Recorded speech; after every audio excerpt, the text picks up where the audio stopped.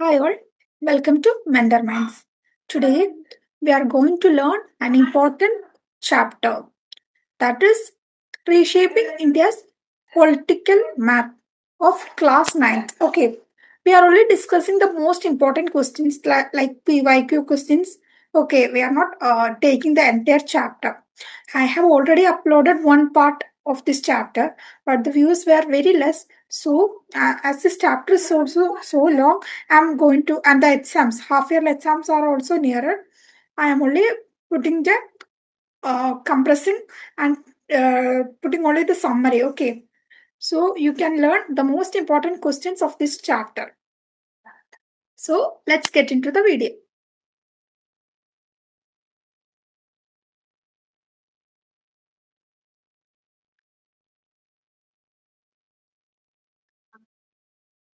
So our first question is, how did foreign invasions reshape India's political map? So we know in the earlier period, India was a very wealthy country, right? And these other foreigners, our neighboring countries and all were attracted to India because of we had lots of jewelries, gemstones. Then our country was rich in spices, okay, and like cotton, silk materials. All these our climate, everything was very much suitable, and because of all these reasons, we were very rich. As a result, what happened means that the our neighboring countries were attracted and they started to invade. Okay, there were invaders from Turks, Turkish people, Afghans, and the Mughals. Okay, they repeatedly attacked India, and we know though the initially the king Prithviraj Chauhan. He was defeated in 1192. This year is very important. When this Prithviraj Chauhan was defeated in this particular war, what happened? It led to the establishment of Delhi Sultanate. Here starts the beginning. Okay, so and after this Delhi Sultanate, later came on the Mughal Empire. Sorry, this Delhi Sultanate had actually five dynasties. Okay. First one is the slave dynasty, that is the Mamluks. Secondly, the Khilji, then Said, then Lodi, and Tughlaq. Okay, these are the five dynasties that comes under Delhi Sultanate. After defeating this Prithviraj Chauhan in the year 1192, they came into force, and after defeating the last dynasty, that is the Lodi dynasty, the next empire was established, which were the Mughals. Okay, and next is the political boundaries kept changing due to wars, alliances, and conquest. We know these people, they were very much interested in expanding their territories. So as a result, these wars kept on coming, and these political boundaries also changed. Okay, I hope you understand. Let's move on to the next question. That is, write a short note on Muhammad bin Tughlaq's experiments. So, in the Delhi Sultanate, one dynasty was the Tughlaq. I told earlier. Okay. So, one of the prominent king of Tughlaq dynasty was Muhammad bin Tughlaq. He was a very ambitious person. He had several schemes, but these schemes were utter failure. Okay. So, we can see what all changes or schemes he introduced, which later on became a flop. Okay. The first one is he shifted capital from Delhi to Daulatabad, which caused hardships and loss of life. So initially, the capital of Delhi Sultanates were Delhi. Okay, which was located in the northern part. So as this Delhi Sultanate, the Tughlaq dynasty was expanding. Okay, they expanding all over India, and this king thought that it would be more easier for people to come to the center location, that is Daulatabad. So he shifted the location to from Delhi to Daulatabad. But what happened is that this was an immediate action. So as a result, it caused several hardships to local people. As in those days, it was very difficult for transportation and all. We don't have different modes of transportation like that. So it was very difficult. And later on, he realized that his decision was wrong. So he again shifted the center from Daulatabad back to Delhi. So this was a poorly executed scheme. Then the next thing he did was he introduced a token currency, that is copper coins equal to silver. Okay, initially they were using silver coins for transactions and all, and immediately he shifted. One day he decided to change the silver coins to copper coins. As a result, what happened? It's this scheme failed due to counterfeiting. Okay, several people started to make replicas of this. Okay, as copper was locally available, easily available, they made uh, they uh, did counterfeiting. So, though innovative, poor execution led to economic decline. So, these two were the important schemes introduced by Muhammad bin Tughlaq, which failed due to poor execution. Understood. Now we are moving on to the next question. That is, why did Vijayanagara Empire become powerful in southern India? You might have heard about Vijayanagara Empire, which was a very powerful kingdom in the southern India. It was founded by Harihara and Bukka, two people. Okay, very important. Harihara and Bukka in the 14th century. So, one of the most prominent king in this Vijayanagara Empire was Krishna Devaraya. Okay, under his rule, the military strength and cultural patronage expanded. Okay, he was very much interested in arts and culture, so he promoted those things, and it grew immensely under the rule of Krishna Devaraya. And there was rich trade links. Okay, the trade was very nice, very good, and his administration was very strong, and he built grand temples. Okay, and he even withstood sultanate's attacks for long. Okay, this Delhi sultanates tried to capture and expand their territories, but this Vijayanagara Empire under the rule of Krishnadevaraya withstood the sultanate's attack. Okay, you have to read from text. These questions are actually important, but you have to read and make more points. Okay, this is just a short class. Okay,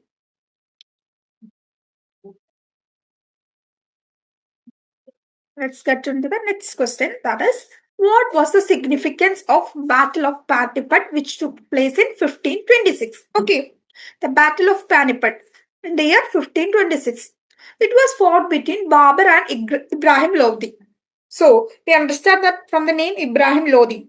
We have heard about this Lodi dynasty. It belongs to Delhi Sultanate, right? So this it was a war between the Delhi Sultanate king Ibrahim Lodi and the Mughal king Babur. Okay, and they were fought a war at Panipat in 1526. But what happened? It was for the first time in India, the Babur used gunpowder and artillery and gave him victory. Okay, he used a successful strategy, that is the usage of gunpowder. Okay, initially in those days, kings were using swords and all. Okay, but this was the first time using gunpowder, which gave him victory. And this ended the rule of Delhi Sultanate and marked the beginning of Mughal Empire. Clear? So this the next empire, that is the Mughal, came into power.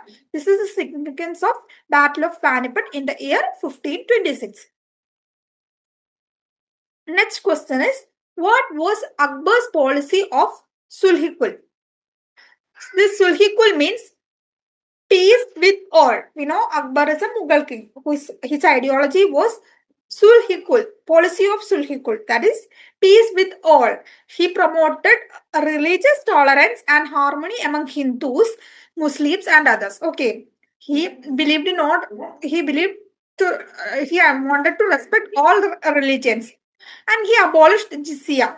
This was a tax imposed on non-Muslims. This was a religious tax, which was not good. So Akbar abolished this jizya, which was later on reintroduced by Aurangzeb, the son of Shah Jahan. Okay, I'm just saying it here. And this, he invited scholars of all faiths and gave equal respect to different religions. Okay,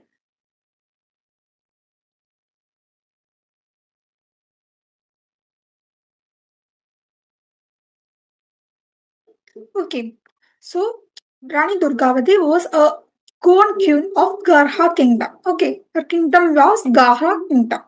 So she ruled wisely and she had kept a strong army. Okay, her military strength was very strong and she fought bravely against Akbar's forces in 1564.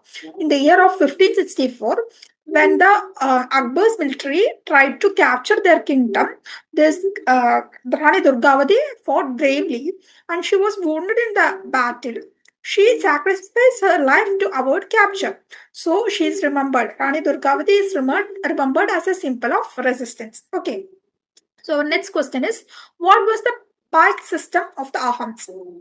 Okay, this system was very important because every able-bodied man had to serve the state either in the army or through labor. Okay, if you are healthy means you have to compulsorily serve the military of the king. Okay, so in return they got land rights. Okay, in return for this service they had got they get land rights, and it helped Ahams maintain a strong economy and a military without a standing army. So this is the importance of right system of the Ahams. Okay. Next question is, why is Guru Tegh Bahadur remembered in Indian history? So this Guru Tegh Bahadur is actually the ninth Sikh Guru. Okay. He opposed religious persecution by Aurangzeb. Okay, this Aurangzeb, he actually tortured and executed this Guru Tegh Bahadur in Delhi in 1675 for refusing to convert to Islam. This Sikh Guru, the ninth Sikh Guru, was Guru Tegh Bahadur. He resisted to be converted to Islam. So, because of that, he was severely tortured by Aurangzeb and executed. His martyrdom became a symbol of religious freedom.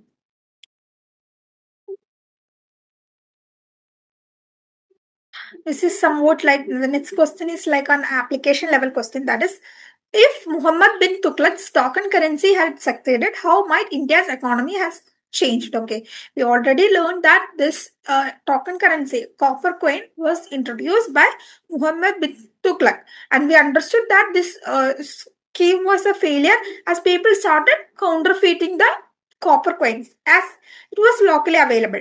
So, in this question, it is asked that if that policy of introduction of this token currency was successful, what all changes would have happened? Okay, that is, if the token currency had been accepted and widely used in India, India could have become a more sophisticated monetary system, and trade within India would have become more easier as copper coins could substitute for silver coins, reducing dependence on bullion. Faster commercial transaction. Okay, the commercial transaction would become more faster, and it might have promoted urbanization and the growth of markets. It could have strengthened royal authority by centralizing control over the currency. However, the failure due to counterfeiting shows that technology or innovation alone is not enough. Effective implementation is also crucial.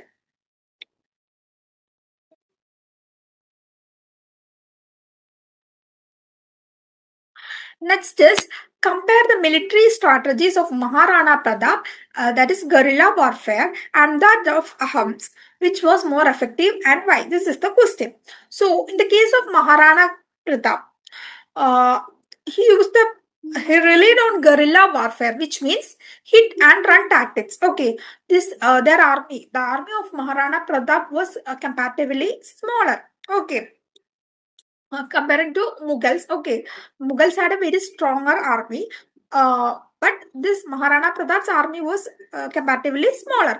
But due to the knowledge of local terrain, that is the Aravalli Hills, they used the technique of hit and run tactics. Okay, effective for resisting the Mughals despite being outnumbered, maintained a morale and local support. Okay, they received local support.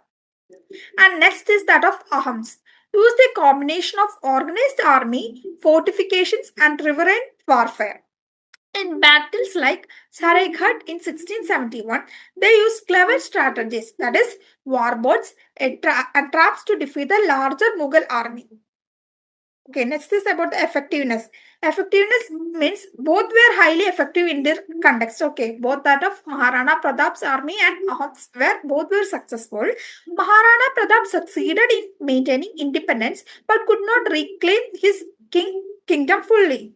The Huns defeated a powerful empire and preserved sovereignty over the long term. Hence, the Ahom strategies ensured sustained political stability, whereas Maharana Pratap's were more of a tactical resistance.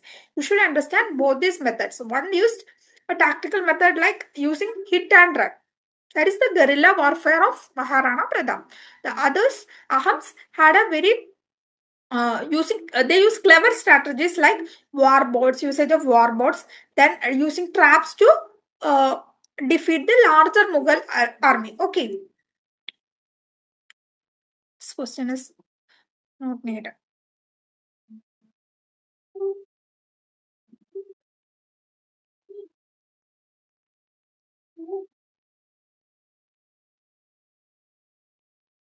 Okay, next is about the question about Battle of Talikota.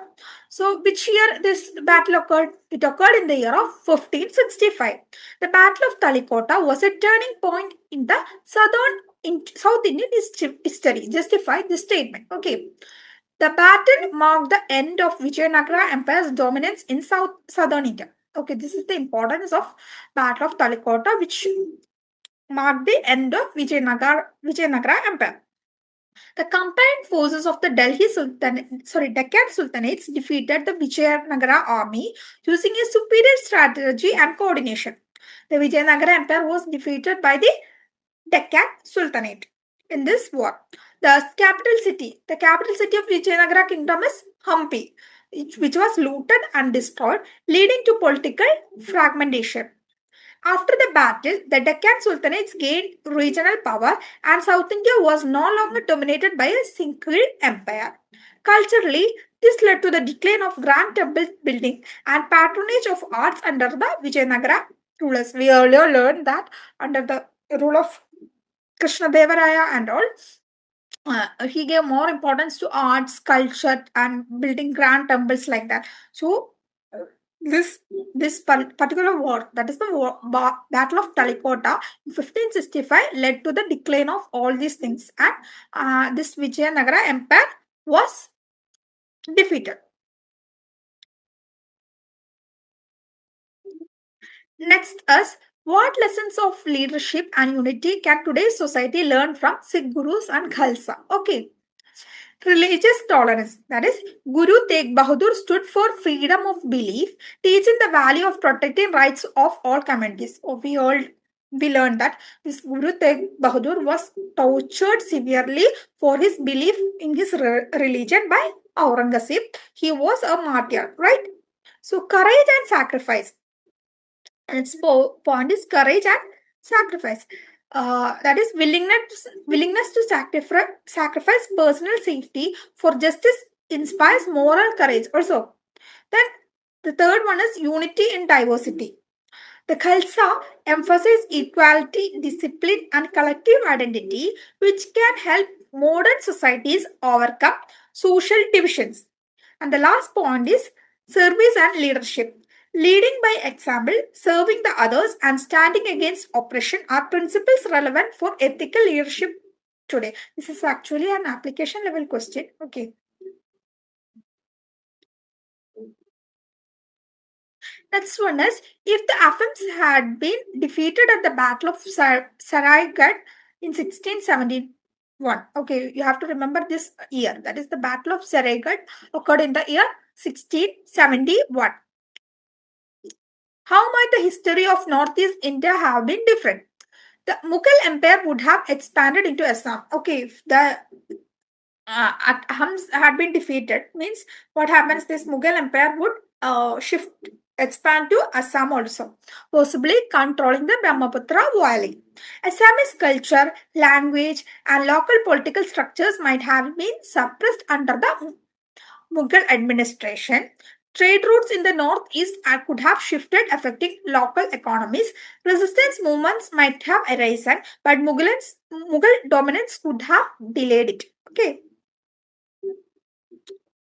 And the next one is Actually, short answer type. Okay, we have already learned a summary. We will learn on to how some questions will be asked for exams. Okay, so for short answer type, first one is who found out the Mughal Empire? Okay, we know in 1526 at the Battle of Panipat, a war between Babar as well as Ibrahim Lodi. Who won the war?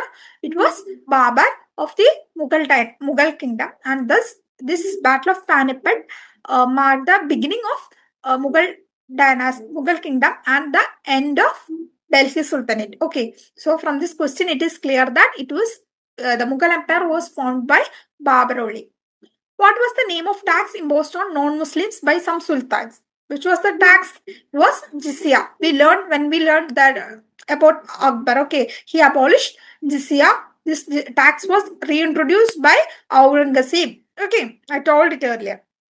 Which Vijayanagara ruler composed the Telugu epic Amukta Malayada? Okay, the uh, when we hear about Vijayanagara, we know that King Krishnadeva Raya was very interested in arts and culture. So he composed the Telugu epic Amukta Malayada. Okay, so from the question itself, we can find that answer. Next question is name the fort built by Rana Kumbha with the 336-kilometer wall. This the answer is Kumbhalghar. Okay. I don't know the correct pronunciation. I think so. Okay. This in your textbook you can see the image of this fort. Okay. It is actually a 36-kilometer wall. Who established the Khalsa in 1699? It was founded by Guru Gobind Singh. Okay. Next we move on to the short descriptive type question. Okay. The question is what was the Ikta system under the Delhi Sultanate? Okay, this Ikta system is also you have to learn. Okay, Ikta was a land assignment system under which the nobles or the Iktadas were given territories or land from which they collected revenue. They in turn were expected to maintain troops and support the Sultan. Okay, the land were given actually to the Iktadars. So the name Ikta came. Okay, that is Iktadas means the nobles. The land were given to nobles, so they have the right to collect revenue. Okay, and they in turn were expected to maintain troops and support the Sultan. Okay, so this is the system where the Iktadars or the nobles collected the tax, the land revenue. Next question is how did Aham kingdom use the pike system in resisting Mughal invasion? This question we already learned. That is the pike system is healthy people had to compulsorily join the military force and serve. Okay. The battle in which they used this pike system was the Battle of Saraighat in the year of 1671. The Ahom kingdom organized every able-bodied person under the pike system to provide labor or military service. This allowed rapid mobilization for defense, especially using knowledge of local terrain, aiding in guerrilla tactics. Okay, we already learned this question. Next is compare the political strategies of Delhi Sultanate and Mughal Emperor. Okay, the thing marked in red color is actually about Delhi. Okay, the points in red is about Delhi and the blue is Mughal. Okay. Okay, first one is regarding the land revenue system. In Delhi Sultanate, they used Ikta system. We know what is Ikta system, right? In the case of Mughal Empire, they use Mansabdari or the Jagar system, which graded ranks and land grants. Okay. In Delhi Sultanate, the land revenue collection was done by Ikta system. Okay. Revenue collected by the Iktadars or the nobles. And the second one, in the case of Mughal Empire, the land collection was through the Jagar system or Mansabdari. Next is regarding religious policies. Okay. In Delhi Sultanate, more emphasis on Islamic rule and jizya, that is the tax, a religious tax was imposed. But in case of Mughal Empire, varying policies, that is in the case of Akbar, when that rule was under, when Akbar ruled, he gave importance to all religions and he abolished jizya. But in the case of Aurangzeb, what happened? He was very more religious, so he reimposed jizya. Okay, he gave more importance to Islam. Uh, religious belief, his own religious belief, he was very much interested. So he imposed jizya. Okay. Next is succession and stability. Frequent instability, many sultans seized power violently. Okay, this was the case with Delhi Sultanate. But in the case of Mughal Empire, what happened? It was more regulated procedures. Though conflict existed, even though conflict existed, it was more of a regulated. Next one is administrative control. The central and provincial governors, but weaker integration. In the case of Mughal Empire, more systematic centralized control, bureaucracy, uniform administration. Okay, you read more about Akbar's policy versus Khilji's aggression. Okay, you should read compulsorily. You have to read text. This is only point by point only. You need to learn more. Okay, from the reading this question, you should read from text only, then only you will get more marks. Okay. Next one is, what impact did political instability have on Indian society and economy during this period? That is, during the political instability means heavy taxation. Okay, people were had to pay heavy taxes. Okay, frequent plunder. This most invaders actually robbed and plundered temples and took wealth. They raided villages and cities, and it affected local people very much. Okay, wars harmed peasants and small cultivators. Some local trade and craft survived. Temples and local institutions often provided continuity. Then changes in trade patterns means Indian ports and trade connected with foreign markets. Use of hundi, that is the money orders, helped commerce. Okay, they use money orders which helped in the commerce. Then the last one is the cultural synthesis. That is new architectural styles, blending of traditions and religious and linguistic interactions. When due to this political instability, the architecture, it affected the architectural styles, then traditions blended, and religious and linguistic interactions happened. Okay. Next is, how did foreign invasions and rise of new dynasties reshape India's political boundaries? This question we already learned. They have written here. We can see that is the foreign invasions from 11th century onward disrupted existing regional kingdoms. The Delhi Sultanate was established after the defeat of Prithviraj Chauhan in 1192. Okay, over time the Sultanate expanded, but was never able to control all parts of India. No, we know the Eastern Ganga territory as well as well as the Hoysala kingdom in the south. They could not, the Delhi Sultanates could not capture all these things. Okay. Many regions remained independent or semi-independent. Later, Babur's conquest in 1526, that is at the Battle of Panipat, ended the Delhi Sultanate and founded the Mughal Empire, which attempted to bring much of India under a single rule. Okay, they also tried to capture entire India. Meanwhile, in the south, the Vijayanagara Empire and the Bahmani Sultanate, okay, later splitting into Delhi Sultanate, emerged as powerful centers resisting northern domination.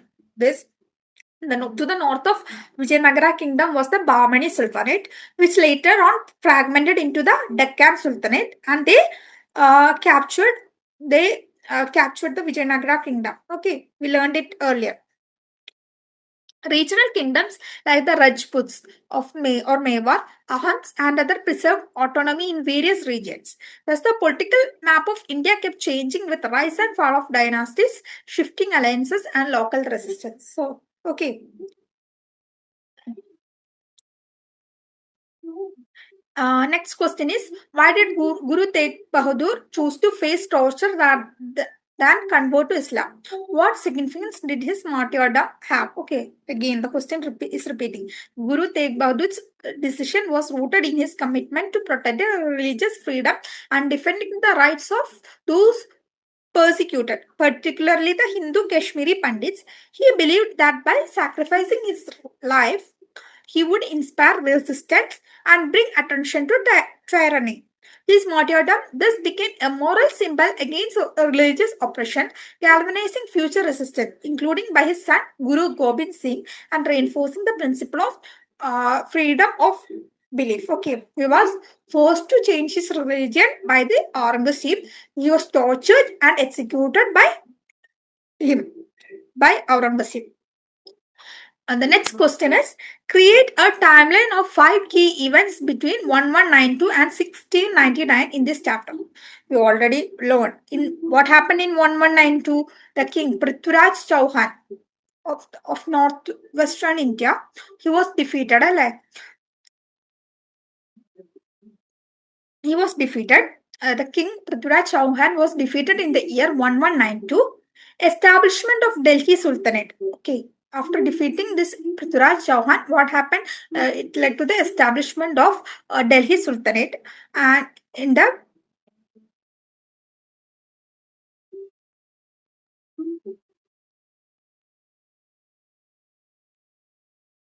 And in the 2090s, that is the early 14th century, the rise of Gilji dynasty. Okay, the prominent king in the Gilji dynasty was Alauddin Gilji. Okay, the third point is in 1526, the first battle of Panipat. In Panipat, war was between Babur, who was a Mughal king, and Ibrahim Lodi, where Babur used artillery and gunpowder and all. So he defeated Ibrahim Lodi and established Mughal Empire. And then in 1565, the Battle of Talikota. Uh, that is the defeat of Vijayanagara by the Deccan Sultanate. Okay, Deccan Sultanate is actually the Bahmani kingdom, which later on fragmented into the Deccan Sultanate. Okay, that is at the Battle of Talikota. Deccan Sultanates defeated Vijayanagara kingdom in the year 1565. The last date is 1699. Last year. Okay, establishment of Galsa by Guru Gobind Singh. Okay, son of Guru Tegh Bahadur. Okay, these are the 5 major events that occurred in this particular years from 1192 to 1699. So that's all, students. If you like my video and you want more of these videos, please support me. If you find this useful, please subscribe my channel. Thank you for watching.